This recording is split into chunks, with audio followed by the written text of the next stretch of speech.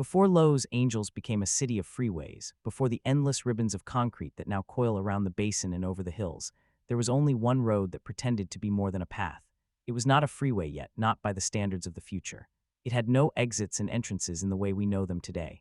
There were no on-ramps, no off-ramps, no overhead signs directing you to Hollywood or Santa Monica or San Pedro. But it was the first, and it changed everything. To understand what that road meant, you have to picture Los Angeles in the early 1920s. The city was already growing fast, faster than anyone had expected. The population had nearly doubled in 10 years. People were pouring in from the Midwest and the East, drawn by the promise of sunshine, cheap land, and the movies. Streets that had been dirt lanes just a decade earlier were now clogged with automobiles. In fact, Los Angeles had more cars per person than any other city in America. Even New York had fewer automobiles on a per capita basis, but New York had subways and elevated trains and buses. Los Angeles had the Pacific Electric Railway, a giant network of red streetcars that stretched from Long Beach to San Fernando, but even that system was straining under the weight of a city that wanted to spread out, not up. People wanted to live in the suburbs. They wanted a house with a yard, a patch of lawn, a garage for their car. Developers like Harry Chandler, the owner of the Los Angeles Times, were selling lots out in the San Fernando Valley, way out past the city limits. But to get there from downtown, you had to drive through the narrow Cayuga Pass, a bottleneck that turned a 20-minute trip into an hour-long grind. Or you could go the other direction, east toward Pasadena, and you would find yourself inching along old, winding roads that followed creek beds and cow paths, roads that had been laid out when the fastest thing on them was a horse. That was the problem that led to the birth of the highway that helped build Los Angeles, the Arroyo Seco Parkway. Today, if you drive it, you might not think much of it. It is only 6 miles long. It curves through a dry river canyon from downtown Los Angeles to Pasadena. It has no shoulders to speak of. The lanes are narrow. The on-ramps are short. The speed limit is 45 miles per hour, though few people obey it. But when it opened on December 30th, 1940, it was the most modern road in the world. It was the first freeway in the western United States. It was the first highway designed exclusively for automobiles, with no cross streets, no traffic lights, no pedestrians, no streetcars. It was a ribbon of concrete that proved that a city could be built around the car. The idea for such a road did not come from a traffic engineer or a city planner. It came from a man named Myron Hunt. He was an architect, and he had a house up in the hills of Pasadena. Every day, he drove down into Los Angeles to his office, and every day he sat in traffic. He watched the old, congested roads spoil the beauty of the drive through the Arroyo Seco, the dry riverbed that cut between the two cities. The Arroyo was a natural canyon, lined with sycamores and oaks, and it had once been a favorite place for Sunday drives. But by the mid-1920s, it was a parking lot. Hunt started talking to his friends. He talked to other architects, to businessmen, to the head of the Automobile Club of Southern California. He said, "What if we build a parkway through the Arroyo? A road that would be like a ribbon laid in a garden, a road that would sweep gracefully through the canyon, with no stop signs, no intersections, no distractions. A road that would let you drive from Pasadena to downtown Los Angeles in 10 minutes, not 40. It sounded like a dream, but in Los Angeles, dreams have a way of becoming concrete. The question was who would pay for it. The city of Los Angeles was interested. Pasadena was interested. The county was interested, but none of them wanted to foot the entire bill. So they formed something called the Arroyo Seco Parkway Association, a group of civic boosters, and they lobbied the state of California. That was a big deal. In 1925, California did not have a freeway system. The state had a highway system, but those highways were mostly two-lane roads that ran from town to town. They were not designed for commuters. They were designed for travelers moving between cities. The Arroyo Seco Parkway would be different. It would be a commuter road, a road for people who lived in one place and worked in another. The state legislature agreed to fund half the cost. The county and the cities would pay the other half, but that was only the beginning. The actual design of the parkway took years. The state hired engineers, and those engineers studied the most advanced roads in the world, especially the parkways on the East Coast, like the Bronx River Parkway in New York. Those parkways were built for pleasure driving, with landscaped medians and gentle curves meant to be scenic. The Arroyo Seco Parkway would be that, but more. It would also be efficient. It would have to carry a lot of traffic, and it would have to be built in a canyon that flooded every few years. That was the biggest challenge. The Arroyo itself was awash. When it rained, which it did not do often, but when it did, the water came roaring down from the San Gabriel Mountains, sometimes in a wall 8 feet high. Any road built in the canyon would have to survive that, so the engineers designed a road that would sit on a raised embankment, with culverts underneath to let the water pass through. They built bridges that would not be washed away. They used a new kind of concrete reinforcement. It was pioneering engineering. Then there was the matter of the property. The parkway would cut through houses, through orange groves, through the backyards of people who had lived in the arroyo for generations. Some fought it. A few landowners held out, demanding more money. The county had to use eminent domain to force them out. There was a famous story about a woman named Mrs. Alice Kay who refused to sell her small cottage. She lived at the bottom of the canyon, near the wash. She said she had been there for 30 years and she was not leaving. The county finally condemned her property and she was given a check. She moved away, and afterward she said she never drove on the parkway because it reminded her of what she had lost. But most people were excited. The newspapers ran stories about the coming parkway. They called it the magic carpet. They said it would transform Los Angeles from a city of traffic jams into a city of speed. The Los Angeles Times ran a series of articles with artists' renderings showing a sleek, modern road with cars gliding along like they were on a racetrack, and the cars themselves were changing. In 1930, most cars could only go about 40 miles per hour on a good road. By 1939, a typical car could cruise at 60. The parkway would be built for that speed. Construction finally began in 1938. It took 2 years. The workers used bulldozers and steam shovels. They dynamited rock. They poured concrete by hand, in forms that had to be set and leveled. It was hard, dangerous work. At least 2 men died during the construction. One was crushed when a load of concrete slipped. Another fell from a bridge. In a city that was always looking forward, those deaths were quickly forgotten. The parkway opened on December 30th, 1940, just a few weeks before America entered World War II. The dedication ceremony was huge. The governor of California was there. The mayors of Los Angeles and Pasadena were there. A band played. There were speeches about progress and freedom and the open road. Then the first cars drove onto the parkway.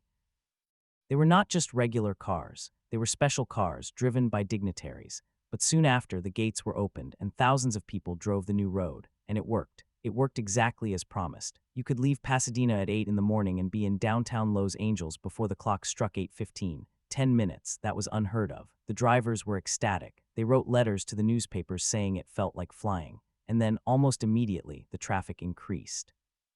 Within a month, the parkway was carrying 30,000 cars a day. That was more than the engineers had expected. By the end of the year, it was 40,000. The parkway was a victim of its own success. But that success was exactly what the city needed. During World War II, the parkway became a vital artery for moving workers and materials. The defense plants in Pasadena and Glendale needed their employees to get to work quickly. The parkway made that possible. After the war, the boom really began. Thousands of returning soldiers came to Los Angeles, bought houses in the San Fernando Valley and the San Gabriel Valley, and drove to downtown jobs every morning. They needed more roads, so the state and the county started planning new freeways. The Hollywood Freeway, the Santa Ana Freeway, the San Diego Freeway. All of them were based on the template of the Arroyo Seco Parkway, and that is how the highway that helped build Los Angeles changed the city forever. Before the parkway, Los Angeles was a city of streetcars and boulevards, a dense, walkable grid where people lived close to where they worked. After the parkway, Los Angeles became a city of automobiles and suburbs, a sprawling, low-rise metropolis where distance was measured in time, not miles. The parkway made it possible to live miles away from your job and still get there in half an hour. That opened up millions of acres of land for development. Orange groves became housing tracts. Empty hillsides became neighborhoods. The entire geography of Southern California was reshaped by that first 6-mile ribbon of concrete. Today, the Arroyo Seco Parkway is still there. It is officially named the Pasadena Freeway, but everyone who knows its history calls it the Old Road. It has been upgraded over the years. Curves have been straightened. New interchanges have been added. But it is still narrow, still winding, still lined with sycamores and oaks. Drivers complain about it. They say it is dangerous. They say it is outdated. They say it should be widened or replaced. But the people who love it, the historians and the car enthusiasts and the old-timers, say it is a piece of living history. They say it is the road that gave Los Angeles its shape. And it all started because an architect sat in traffic one day and imagined something better. A road that would not stop. A road that would flow like a river through a canyon. A road that would let you go where you wanted to go, fast. That was the dream. And even if the dream has become a traffic jam in its own right, it is still the reason the city looks the way it does. It is still the highway that helped build Los Angeles. Now, imagine driving that road today. You get on at the interchange near downtown, where the 110 meets the 10. You head north. The first thing you notice is the transition. The city drops away. The concrete walls close in. You are in a canyon. The road curves left, then right. The trees are thick. The light is green. You see the old stone bridges, arched and graceful, built to last 100 years. You see the guardrails, low and simple, from a time when cars were smaller and safety meant something different. You pass the old tunnels, blasted through the hillside, still dark, still mysterious. And if you look closely, you can see the ghosts of the old streetcar tracks, buried under the pavement, reminders of the city that was here before. But do not look too long. The road demands your attention. It is narrow. The lanes are tight. The drivers around you are in a hurry. They have been on this road 100 times. They know every curve. They know where to speed up and where to slow down. They do not think about the history. They just want to get to work. That is the irony of the highway that helped build Los Angeles. It was built to make life easier, and it did for a while. But now it is just another road, a small piece of a massive network, a relic in a city that never stops building. Yet if you stop and listen, you can hear the echo, the sound of tires on concrete, steady humming, the sound of progress. The sound of a city that was invented the day that first freeway opened. The highway that helped build Los Angeles is not just a road. It is the story of how a city chose speed over all else. It is the story of how a canyon became a corridor, and how a corridor became a way of life. That story is still being written every morning and every evening in the headlights of a million cars. And that is where we begin, with a road, with a dream, with a city that decided to go fast. And that is where the story truly takes off. Because the Arroyo Seco Parkway was not just a road, it was a proof of concept. It showed that a limited-access highway could work in the middle of a major city. It showed that people would flock to it, that they would change their commuting habits, that they would trade the intimacy of a streetcar for the freedom of a personal automobile. The parkway was a success, and success breeds imitation.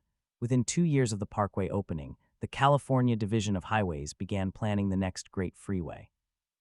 They looked at the map of Los Angeles and saw the same pattern repeating everywhere. People lived in the valleys and worked in the basin. They needed to move north and south, east and west.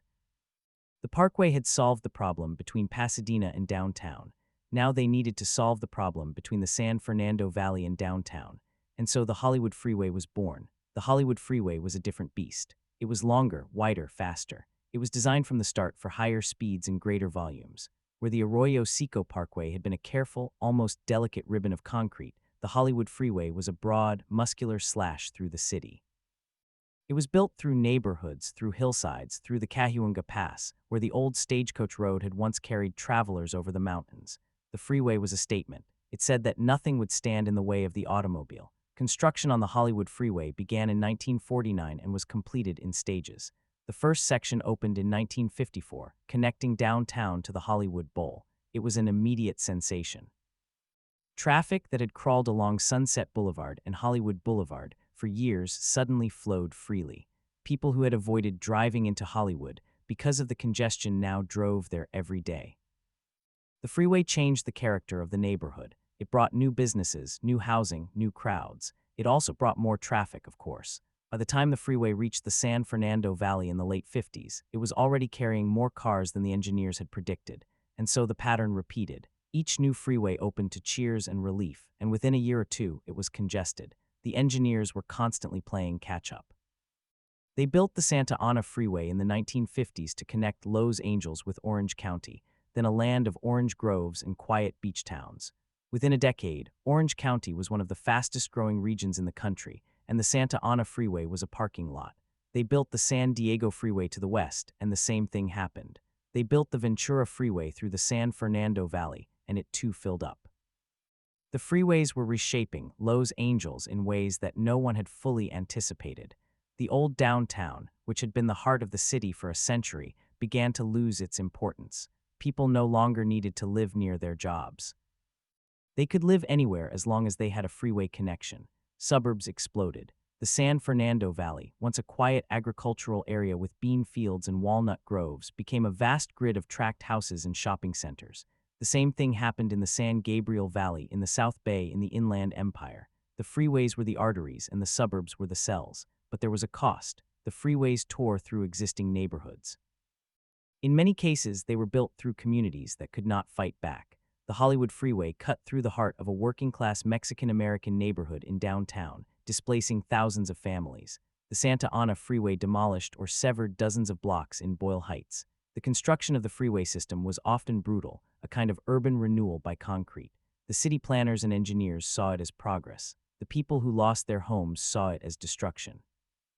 And yet, the freeways kept coming. By the 1960s, Los Angeles had more freeway lane miles per capita than any other city in the world. The freeway system became the backbone of the region. It determined where people lived, where they worked, where they shopped.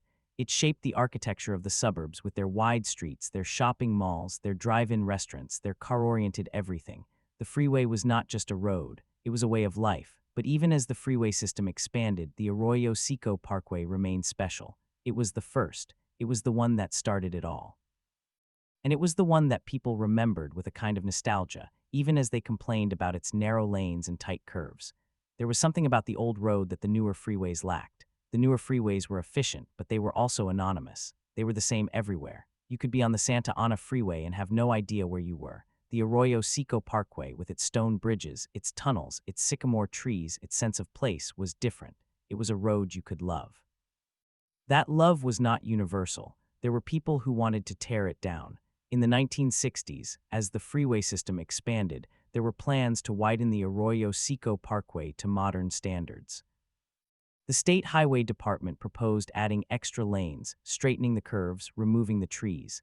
But a group of preservationists, including historians, architects, and old-timers, fought back. They argued that the parkway was a historic landmark, that it should be preserved as it was. They pointed out that it was the first freeway in the West, that it was a masterpiece of engineering and design. They won. In 1975, the Arroyo Seco Parkway was listed on the National Register of Historic Places. It became the only freeway in the country with that designation. Today, the parkway is a time capsule. Driving it is like driving through a museum. The road has been maintained, but it has not been altered in any fundamental way. The concrete is the same concrete they poured in 1939. The guardrails are the same. The bridges are the same. The tunnels are the same. Even the speed limit is the same, 45 miles per hour, though of course everyone drives faster. The parkway is a living artifact of a time when cars were slower and roads were simpler, and it is still busy. Every day, more than 100,000 cars use the Arroyo Seco Parkway. That is nearly 3 times the number it was designed to carry. The road is constantly congested, especially during rush hour. Drivers curse it, they shake their fists, they dream of wider lanes and faster commutes, but they keep using it because there is no alternative.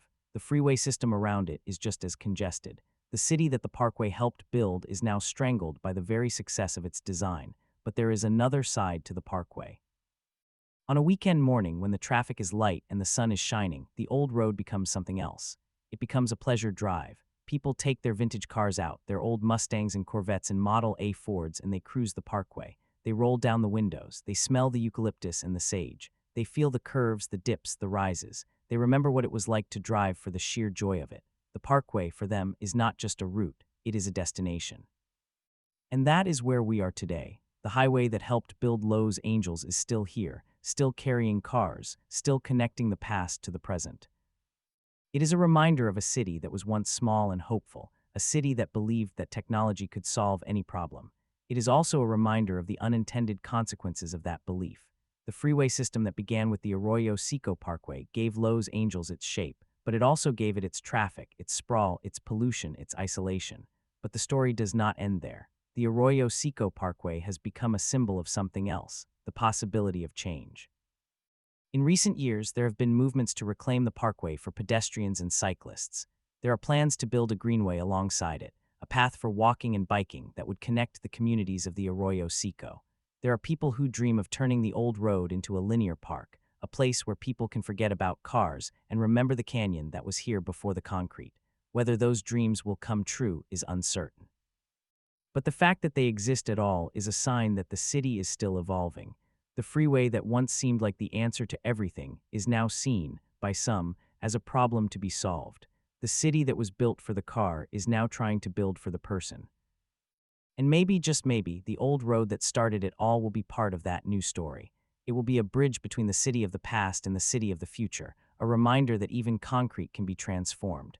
So the next time you drive the Arroyo Seco Parkway, take a moment. Look at the trees, look at the bridges, look at the tunnels. Think about the men who built it, the women who fought it, the people who drove it for the first time.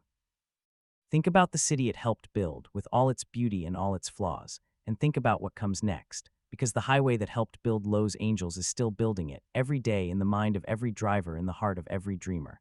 And that is where we continue, with a road, with a dream, with a city that is still deciding how fast it wants to go. And that is where we continue, with a road, with a dream, with a city that is still deciding how fast it wants to go. But to understand where we are now, we have to go back again, not to the 1930s, but to the years just before the parkway was built. The Arroyo Seco itself, the canyon through which the road winds, was not always a conduit for cars. For thousands of years, it was a seasonal river, a ribbon of green that ran from the San Gabriel Mountains down to the Los Angeles River. The Tongva people, the original inhabitants of this land, knew it well. They called it the Place of the Willows, and they traveled its length on foot, following the water and the game that gathered there. The canyon was a source of life, a place of ceremony, a passageway through the hills. When the Spanish arrived, they called it the Arroyo Seco, the dry creek, because most of the year the riverbed was empty, a bed of sand and smooth stones.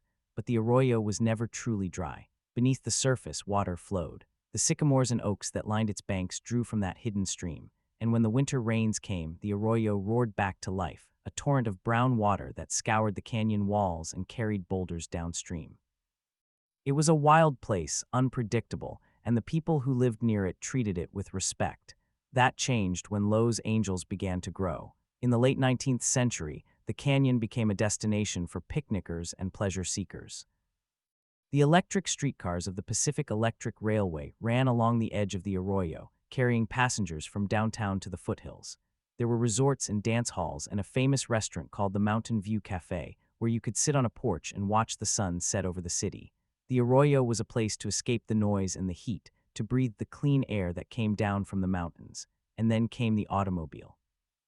At first, the cars were few, and the dirt roads that ran through the canyon were enough. But as more people bought cars, the roads became crowded and dangerous. The road through the arroyo, called the Pasadena Avenue, was narrow and winding, with blind curves and no guardrails. Accidents were common. The city and state began to talk about building a better road, a road that would separate cars from pedestrians and streetcars, a road that would allow drivers to travel fast and safely.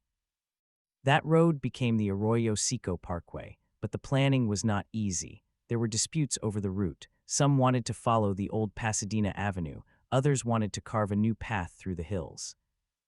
There were arguments about how wide the road should be, how many lanes, how fast the speed limit, and there were arguments about the cost. The Great Depression had hit California hard and money was scarce. The project was saved by the federal government's New Deal programs, which provided funds for public works. The parkway was built by the Works Progress Administration, the WPA, which put thousands of unemployed men to work.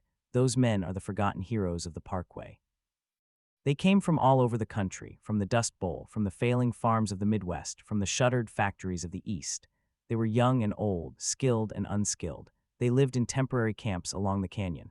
They worked 10 hours a day, 6 days a week, for $30 a month. They dug the earth with shovels and picks. They poured the concrete by hand. They lifted the steel beams for the bridges. They faced heat and cold and rain and dust.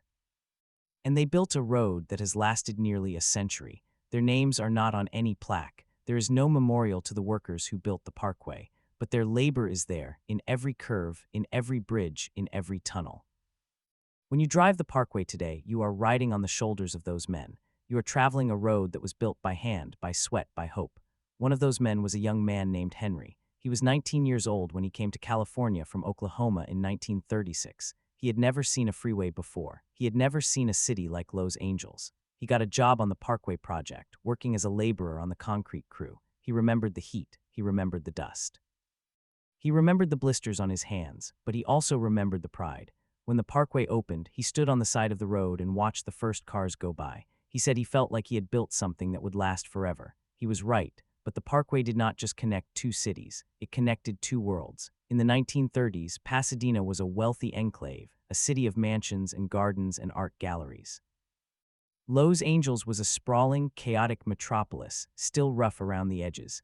The parkway made it possible for people to live in Pasadena and work in Los Angeles, or vice versa. It blurred the boundaries. It created a region. And that is where the unintended consequences began.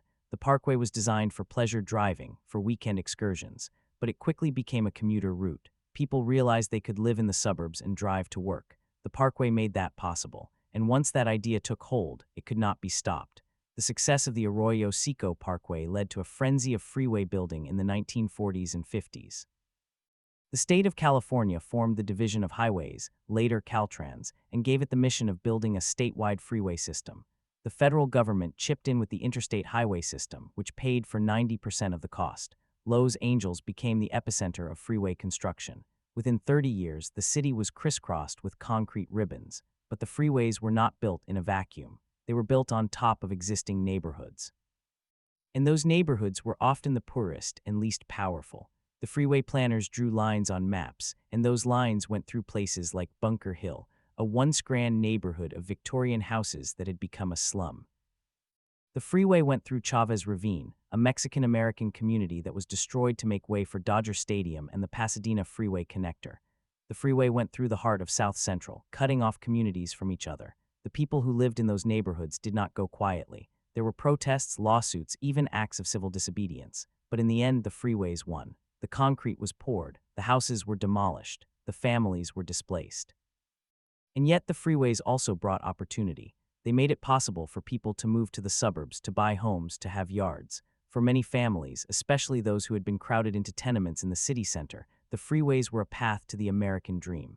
That dream came with a price, but it was a price many were willing to pay. One of the most striking examples of that trade-off is the community of Orange County. Before the freeways, Orange County was a patchwork of orange groves, bean fields, and small towns. It was a sleepy place. Then came the Santa Ana Freeway, the San Diego Freeway, the Riverside Freeway. Suddenly, Orange County was connected to Los Angeles.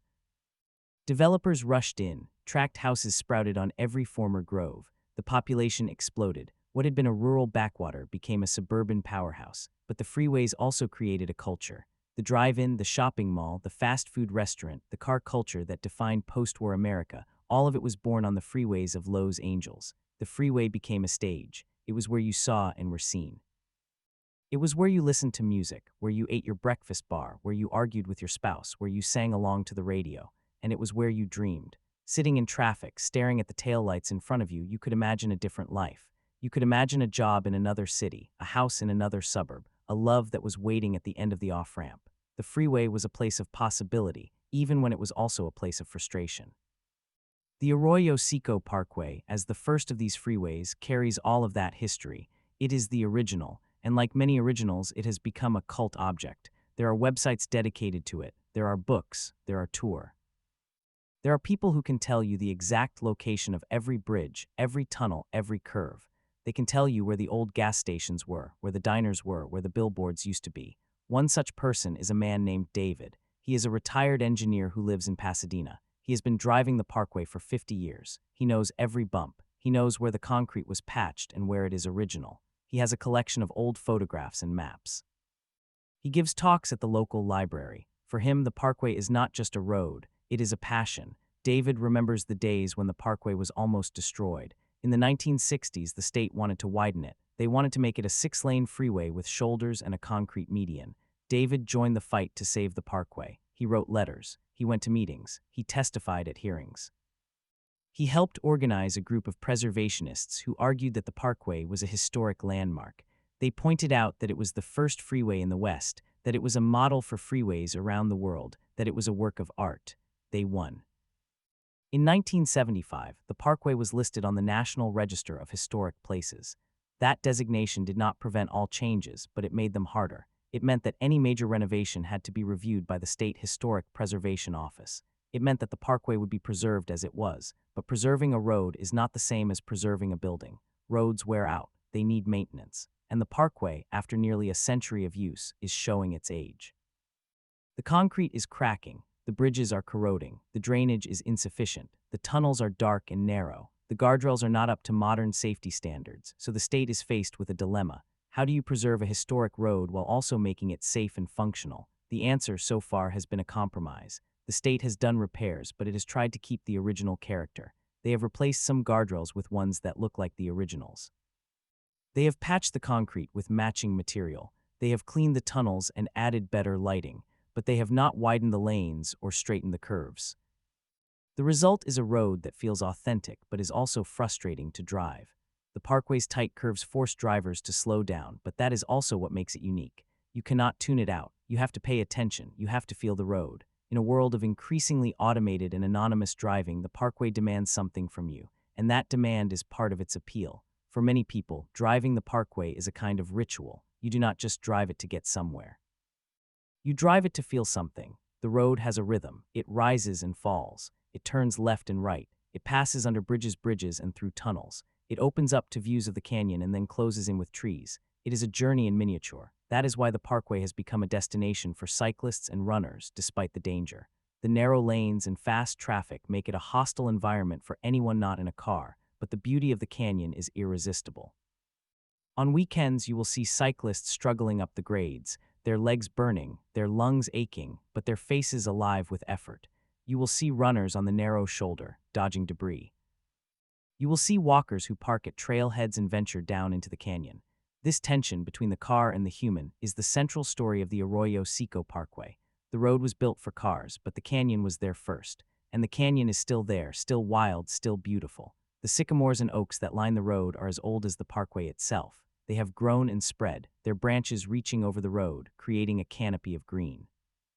The eucalyptus trees that were planted in the 1930s have become giants, their bark peeling, their leaves perfuming the air. In the spring, the canyon is carpeted with wildflowers. In the fall, the leaves turn yellow and gold. In the winter, the arroyo runs with water. The canyon is alive, and it is not just a backdrop. It is a participant. That is why there have been calls to reclaim the parkway, to make it more than a road. Some activists have proposed closing the parkway on certain days to allow pedestrians and cyclists to use it. Others have proposed building a separate path alongside the road, a greenway that would connect the neighborhoods of the Arroyo Seco. There have been studies, plans, community meetings. But so far, nothing has changed. The reason is simple. The parkway is too important. It carries too many cars. It connects too many places. Closing it, even temporarily, would cause chaos, and building a greenway would be expensive and politically difficult. The people who live along the canyon are divided. Some want more access for non-motorized users. Others want more parking for their own cars. Still others want the road to be widened to reduce traffic. So the parkway remains a compromise, a road that tries to be everything to everyone. And that is perhaps its truest reflection of Los Angeles itself. Los Angeles is a city of compromises. It is a city that was built on a dream of limitless space and endless mobility, but it has run into the limits of reality. The freeways that once seemed like the solution are now the problem. The traffic is worse than ever. The air is polluted. The suburbs have sprawled so far that they have lost the idea of a center, and yet the dream persists. There is a reason people still come to Los Angeles. There is a reason they still drive the Arroyo Seco Parkway.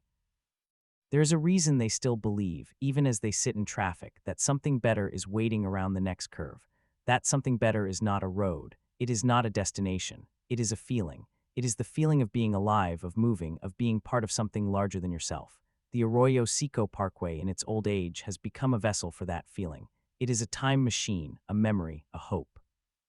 And that is why the highway that helped build Los Angeles is still being built, every day, by every person who drives it, by every child who sees it from the back seat, by every dreamer who imagines a different future. The road does not end. It only continues. And so do we. Consider the driver who merges onto the parkway from the Pasadena end, just before the Colorado Street Bridge. That bridge itself is a character in this story, a graceful arc of concrete that soars over the arroyo, a monument of the 30s that predates the parkway. It was built as a key, a link, a literal gateway. When you drive under it, you feel a change. The road drops, the speed in your blood rises, and the canyon swallows you whole. That first curve is a gentle curve, but it sends a message. You are no longer on an ordinary road. You are here to move. In the early days when the parkway opened, the cars were smaller and slower. The Model A and the Ford Vate, the Packard and the Hudson, they could take those curves with a sort of grace. Drivers would roll down their windows, let the air in, smell the eucalyptus and the dust. The parkway was a place for Sunday drives, for showing off the new automobile, for feeling the freedom of the open road without leaving the city. There were no billboards cluttering the view. The parkway was a design statement, clean, functional, beautiful. The bridges were designed by architects, not just engineers. They had balustrades and arches and decorative panels. They were meant to be looked at, but the cars changed. They got faster. They got more numerous. The parkway, designed for 60,000 cars a day, began carrying 80,000, then 100,000. The curves that once felt playful now felt dangerous. The lanes that seemed generous now seemed tight. The shoulders that barely existed became a hazard, and the drivers grew impatient. They wanted to go faster. They wanted to pass. The parkway did not allow it. In the 1970s, the battle to save the parkway was a battle for the soul of the city. On one side were the modernists, who saw the parkway as an obsolete relic, a bottleneck, a danger. They wanted to tear it down and build something wider, straighter, safer. On the other side were the preservationists, people like David, who saw the parkway as a work of art, a living history, a piece of the original dream. They argued that widening it would destroy its character, and that character was what made it valuable. They pointed to the sycamores, the bridges, the feeling of the canyon. They said, this is not just a road. It is the memory of a city that dared to imagine a different way of moving. The preservationists wrote letters, as I mentioned, but they also organized. They held fundraisers, they gave slide shows, they brought in experts. They worked with the California Department of Transportation, which at first resisted, but eventually came to see the value in preservation. The listing on the National Register in 1975 was not the end of the fight. It was the beginning of a long, slow negotiation over every guardrail, every light pole, every lane stripe. The parkway was saved, but it was saved in a state of permanent tension. Today, driving the parkway is an exercise in contradictions. You move faster than your ancestors did, but you feel more constrained. You have better brakes and better tires, but the road is less forgiving. You listen to a podcast or a playlist, but you also listen to the engine and the wind. The parkway is old, and it demands that you respect its age. When you hit a patch of cracked concrete, you feel the history in your spine. When you go through a dark tunnel, you feel the weight of the years. When you see the graffiti on a bridge, you see the present moment, the ephemeral mark of a stranger. There are those who love the parkway despite its flaws, and those who love it because of them. David is one of the latter. He told me a story once about driving the parkway at night, a few years ago, just before a major restoration project began. He had the road almost to himself. He drove slowly, taking each curve at 30 miles per hour, the speed limit from the old days.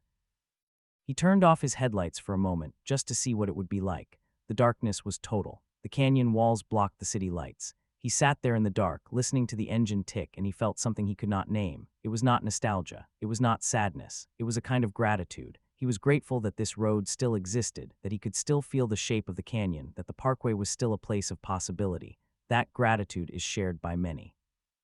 Parkway has become a place for pilgrimages.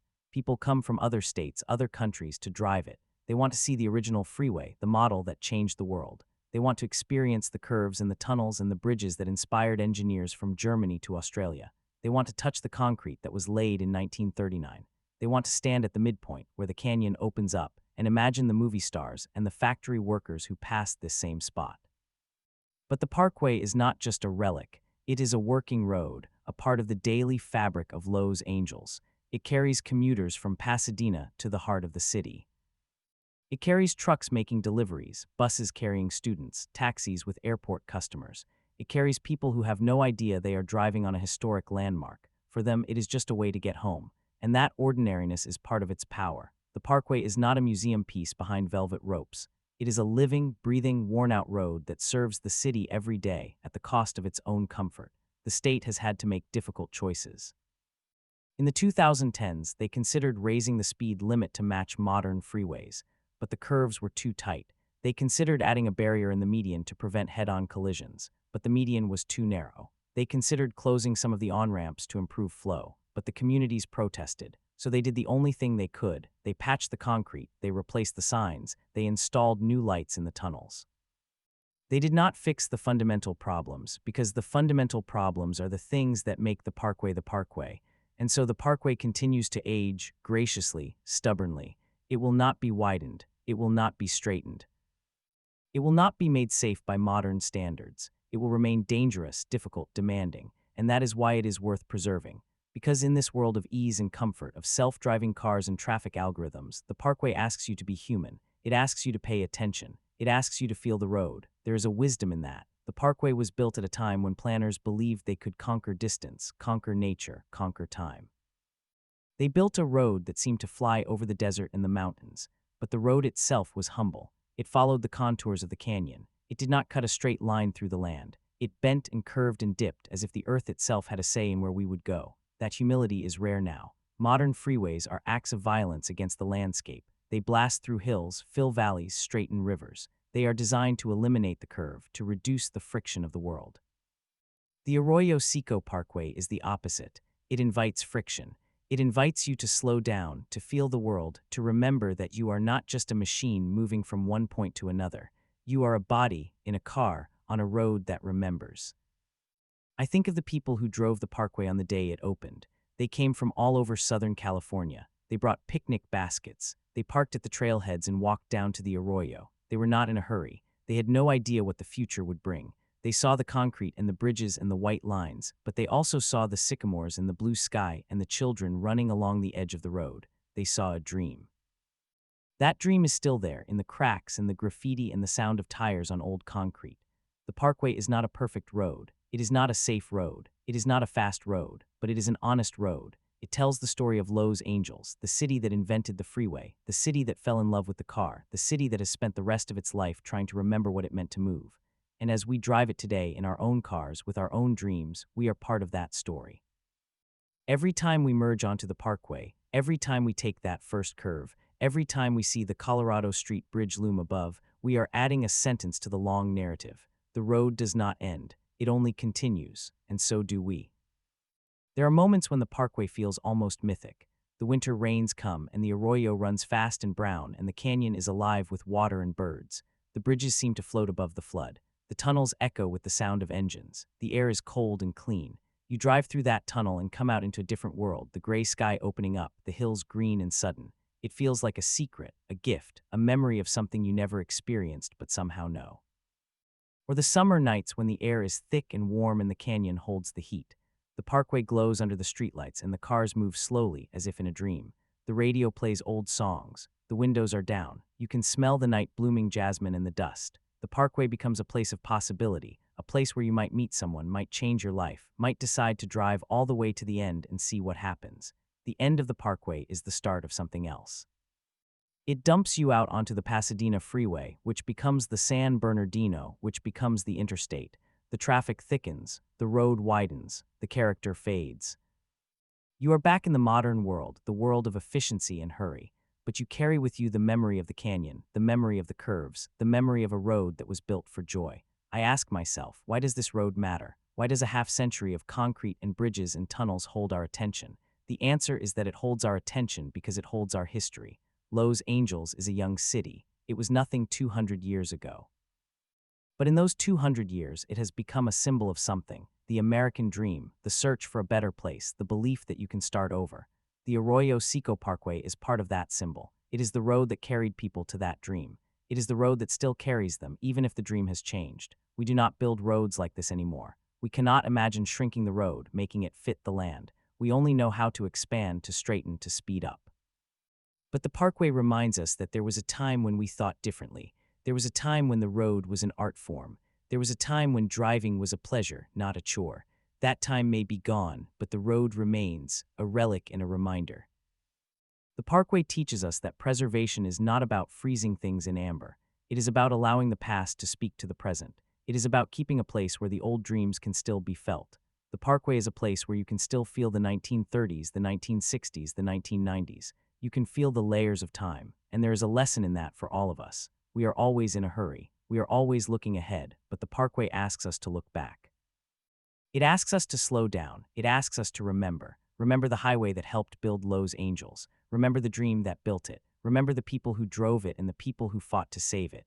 Remember the sycamores and the tunnels and the bridges. Remember the hope. The road does not end. It only continues. And so do we. And so, when we say that the road does not end, we mean that the story is still being written. Every driver who takes the Arroyo Seco Parkway today is adding a new chapter, a new line, a new breath. The road is not a static monument, its meaning fixed in a glass case at a museum. It is a living document, inscribed by tires and weather and time. The graffiti on the tunnel walls, the worn asphalt, the rust creeping along the guardrails, these are not signs of decay. They are the ink of a story that refuses to stop. There is a particular kind of magic in driving the parkway at dusk, when the day is in that long, golden pause between work and home. The shadows grow long, the headlights come on one by one, and the canyon seems to hold its breath. You round a curve and see the skyline of downtown Los Angeles, small and distant like a city in a dream. The Colorado Street Bridge looms ahead, its arches dark against the fading light. For a moment, you are not just a commuter. You are a traveler in time. I remember a woman I met once, a retired schoolteacher who had driven the parkway for 40 years. She told me that every time she went through the tunnels, she would hold her breath. It was a superstition, she said, from childhood. Her father had told her that if you held your breath through the tunnel, you would get a wish. She had been doing it for decades, and she had never told anyone. She said she made the same wish every time, that the parkway would never change. That it would always be this narrow, this dangerous, this beautiful. She wanted the road to stay exactly as it was, even if that meant it was unsafe, even if that meant it would never be efficient, because efficiency is not the point. The point is the feeling. The point is the memory. That feeling is what the preservationists fought for. They did not fight for a road that would last forever. They fought for a road that would hold the story. And the story is not just about engineering or traffic. It is about the people who passed through the canyon, the families on picnics, the lovers on dates, the workers on their way to jobs that no longer exist. The parkway is a vessel for all of those lives, all of those moments. To change it would be to erase them. But the road is changing whether we like it or not. The concrete is cracking. The tunnels are crumbling. The bridges are corroding. The state does what it can, but the parkway is old and old things break. There is a beauty in that breaking, a kind of honesty. The parkway does not pretend to be young. It does not try to hide its age. It shows its scars, its wrinkles, its wear. And in that it becomes something rare, a thing that is fully itself, without apology. I think of the workers who built the parkway, the men who poured the concrete, who lifted the steel, who dug the tunnels. They did not know they were creating a landmark. They were just building a road, a job, a paycheck. But they were also building a legacy. They were shaping the land, carving a path through the canyon, and in that act they were shaping the future. The road they built would carry millions, long after they were gone. Their sweat and labor would become the foundation of a city's movement. And I think of the future, the generations who will drive this road when we are gone. Will they feel the same wonder? Will they see the same sycamores, hear the same echoes in the tunnels? Or will the road be gone, replaced by a wider, straighter, safer highway? It is impossible to know. But the act of preserving, the act of remembering, gives the future a chance. It gives them a choice. They can decide to keep the old road, or they can let it go. But at least they will have the option, because someone, somewhere, decided that this road mattered. The parkway matters because it is a reminder that progress is not always forward. Sometimes progress is sideways. Sometimes it is a curve, a dip, a pause. The parkway is a curve in the straight line of history. It is a moment when the planners said, let us not blast through the mountain, let us go around it. Let us not fill the canyon, let us cross it with a bridge. Let us not race, let us enjoy. That philosophy is ancient, older than the car, older than the city. It is the philosophy of the footpath, the wagon trail, the river. It is a way of moving that respects the land, that bends to the world instead of bending it. The Arroyo Seco Parkway is one of the last places in Los Angeles where that philosophy still breathes. And so, as we come to the end of this story, I ask you to do one thing. The next time you're driving on the parkway, or passing under its bridges, or walking along the Arroyo Trail, pause, just for a moment. Look at the concrete, the steel, the trees. Listen to the wind, the water, the cars. Feel the age of the road, the weight of the years. And remember that you are part of something larger. You are part of a story that began before you were born and will continue after you are gone. The road does not end, it only continues. And so do we. The parkway is not just a road. It is a promise that the past is never truly past, a promise that the dream of a better way is still alive, a promise that you, the driver, the traveler, the human, are not alone. You are part of a long, winding journey, and the road is your partner. Drive carefully, drive slowly, drive with your windows down. Let the air in, let the memory in, and when you come out of the tunnel, when you see the light ahead, know that you have carried the story forward just a little bit more. That is the power of the highway that helped build Los Angeles. It is not just concrete and bridges. It is hope. It is us.